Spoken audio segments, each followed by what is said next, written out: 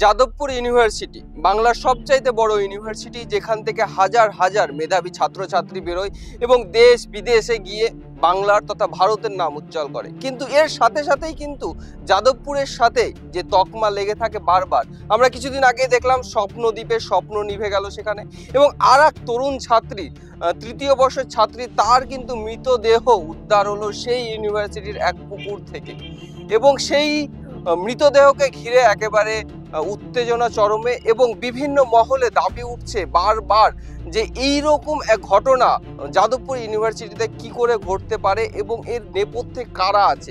এর আগেও যখন স্বপ্নদ্বীপের মৃত্যু হয়, সেইখানে সিসিটিভি বসানোর যেই দাবি উঠেছিল, কিন্তু সেখানকার যে দলগুলি, সংগঠনগুলি ছিল, তারা কিন্তু প্রচণ্ডভাবে বিরোধিতা করেছে। এবং সেই দাবি কিন্তু আরও একবার উস্কে যাচ্ছে যে সেখানে সিসিটিভি বসাতে এত বাধা বিপত্তি কিসের? তাহলে কি ঘটছে যাদবপুর ইউনিভার্সিটিতে, যার জন্য একের পর এক তরুণ ছাত্রছাত্রীদের মৃত্যুবরণ করতে হচ্ছে?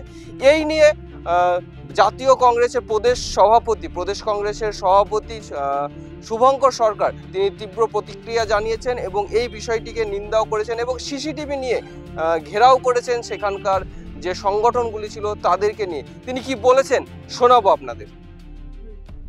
আবার সেই যাদবপুর উৎকর্ষতার দিক থেকে, মেধার দিক থেকে এই যাদবপুরের কোনো জুড়ি নেই। কোন যাদবপুর? যাদবপুর বিশ্ববিদ্যালয়, যেখানে পড়তে চান সমস্ত ছাত্র ছাত্রীরা। সেই যাদবপুরে আবার ছাত্রী মৃত্যু, ভয়ঙ্কর ঘটনা। একের পর এক এই বিশ্ববিদ্যালয়ের ভেতরে যেভাবে ছাত্রছাত্রীদের মৃত্যু ঘটছে, এটা নিশ্চিতভাবে রাজ্য সরকার, শিক্ষা দপ্তর, বিশ্ববিদ্যালয় কর্তৃপক্ষ তারা উদ্বিগ্ন কিনা জানি না, কিন্তু বাংলার মানুষ, দেশের মানুষ, তারা কিন্তু উদ্বিগ্ন। বাবা মারা উদ্বিগ্ন, কারণ তাদের ছেলেমেয়েরা এই ভালো বিশ্ববিদ্যালয়ে পড়তে চান। এই বিশ্ববিদ্যালয় বিশ্বের দরবারে প্রতিযোগিতায় নিজেদের জায়গা করে নেয়, অথচ নীরবে অত্যাচারের শিকার হতে হয় তাদের। আর তারই প্রতিবাদে এখন কিন্তু এই ছাত্রীটির মৃত্যুর পর আমরা মিছিল দেখলাম না, হোক কলরব দেখলাম না, আমরা দেখলাম না যে সবাই মিলে এর প্রতিবাদে মুখরিত হচ্ছেন। কারণটা কি? যাদবপুর বিশ্ববিদ্যালয়ের এক শ্রেণী, তারা কিন্তু কোনোভাবেই বিশ্ববিদ্যালয়ের ভেতরে সিসিটিভি ক্যামেরা লাগাতে চান না। কেন চান না?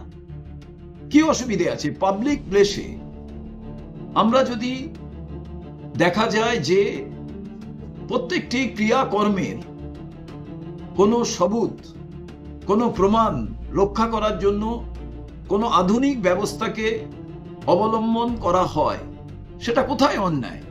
কি কারণে অন্যায়?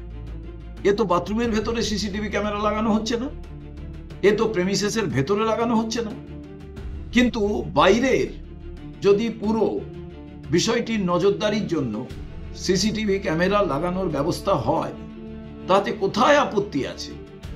আর এই শুধু সিসিটিভি ক্যামেরা লাগালেই যে এই রকম অন্যায়, অবিচার, ছাত্রীর মৃত্যু, ছাত্রের মৃত্যু তা যে বন্ধ হবে, আমি তা কথা বলছি না, কিন্তু একটা কোথাও চেক অ্যান্ড ব্যালেন্সের তো ব্যবস্থা করা প্রয়োজন। তাই আমি মনে করি এই মর্মান্তিক মৃত্যুর প্রতিবাদে বাংলার মানুষকে একত্রিতভাবে প্রতিবাদে সরব হতে হবে। যারা শিক্ষাবিদ আছেন, যারা বাংলার শিক্ষার সঙ্গে যুক্ত আছেন, যে কোনো মানুষকে প্রতিবাদে আজকে মুখরিত হতে হবে। তাদের বলতে হবে যে না, পশ্চিম বাংলায় শিক্ষা ক্ষেত্রে যে অন্যায় অবিচার হচ্ছে তার প্রতিবাদে আমরা সবাই একত্রিতভাবে আমরা প্রতিবাদে সামিল হচ্ছি।